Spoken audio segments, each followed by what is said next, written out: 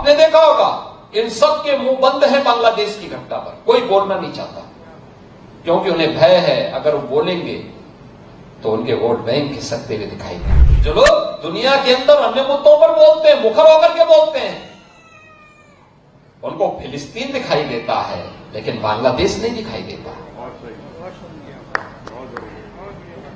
उनको दुनिया के अंदर अन्य जगह दिखाई देती है लेकिन बांग्लादेश नहीं दिखाई दे रहा है, क्योंकि यहां मंदिर तोड़े जा रहे हैं और हिंदू मारा जा रहा है। ये देश रहना चाहिए, सनातन धर्म हर हाल में रहना चाहिए, हमारी विरासत का हर हाल में संरक्षण होना चाहिए।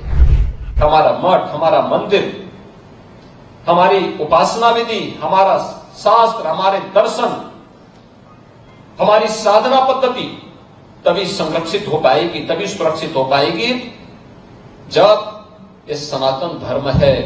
हमें वर्तमान की इन चुनौतियों को समझना पड़ेगा जो हम सबके सामने है, भारत के सामने है, सनातन धर्म के सामने। याद रखना, जो चुनौती सनातन धर्म के सामने है वही भारत की चुनौती है, और जो भारत की चुनौती है वही सनातन धर्म की चुनौती है।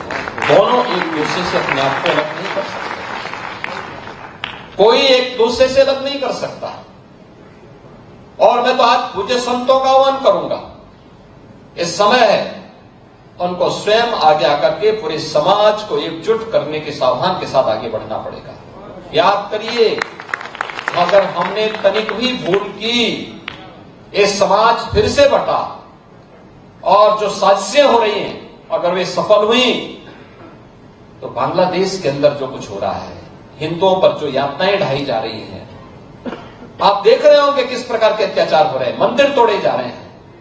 हमारा मठ, हमारा मंदिर, हमारी उपासना विधि, हमारा शास्त्र, हमारे दर्शन, हमारी साधना पद्धति तभी संरक्षित हो पाएगी, तभी सुरक्षित हो पाएगी जब ये सनातन धर्म है और ये देश सुरक्षित है और बृहद हिंदू समाज सुरक्षित है। हमें इसके लिए कार्य करना होगा, लगातार कार्य करना होगा, प्रयास करना होगा, एक एक को जोड़ना पड़ेगा, एक एक को अपने साथ जोड़ना पड़ेगा। भेदभाव के लिए कोई जगह नहीं होनी चाहिए। विभाजनकारी उन ताकतों को बेनकाब करना होगा जो केवल अपना उल्लू सीधा करने के लिए समाज को बांटना चाहती है, तमाम वादों के आधार पर बांटना चाहती है। उनके लिए राष्ट्र की कीमत पर राजनीति उनके लिए अभिष्ट हो गई, लेकिन हमारे लिए राष्ट्र सर्वप्रथम है। राष्ट्र की कीमत पर कोई राजनीति नहीं हो सकती। हमें चुनना होगा, पहले राष्ट्र को चुनेंगे, उसके लिए किसी भी प्रकार के बलिदान देने के लिए तैयार होंगे, लेकिन उसकी कीमत पर कोई राजनीति स्वीकार्य नहीं है।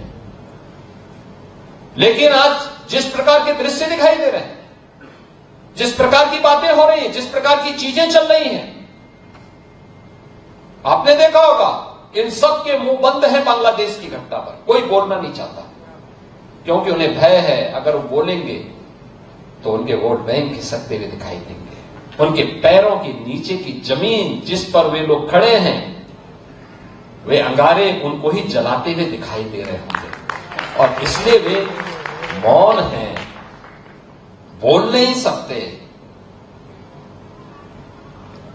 जो लोग दुनिया के अंदर अन्य मुद्दों पर बोलते हैं, मुखर होकर के बोलते हैं, उनको फिलिस्तीन दिखाई देता है लेकिन बांग्लादेश नहीं दिखाई देता। उनको दुनिया के अंदर अन्य जगह दिखाई देती है लेकिन बांग्लादेश नहीं दिखाई दे रहा है, क्योंकि वहां मंदिर तोड़े जा रहे हैं और हिंदू मारा जा रहा है, संतों पर अत्याचार हो रहा है। और इसीलिए हम सबको वर्तमान की चुनौतियों को देखना पड़ेगा। याद करना, 1947 के पहले बांग्लादेश भी भारत का हिस्सा था।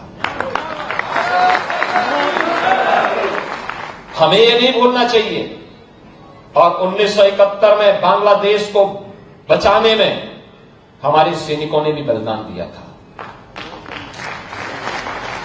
हजारों सैनिकों ने बलिदान दिया था। पाकिस्तान को मुंह की खानी पड़ी थी।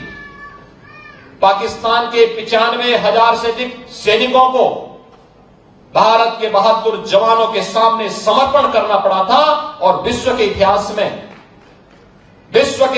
में किसी भी सेना की सबसे बड़ी विजय थी जो 1971 में भारत की सेना ने करके दिखाया था।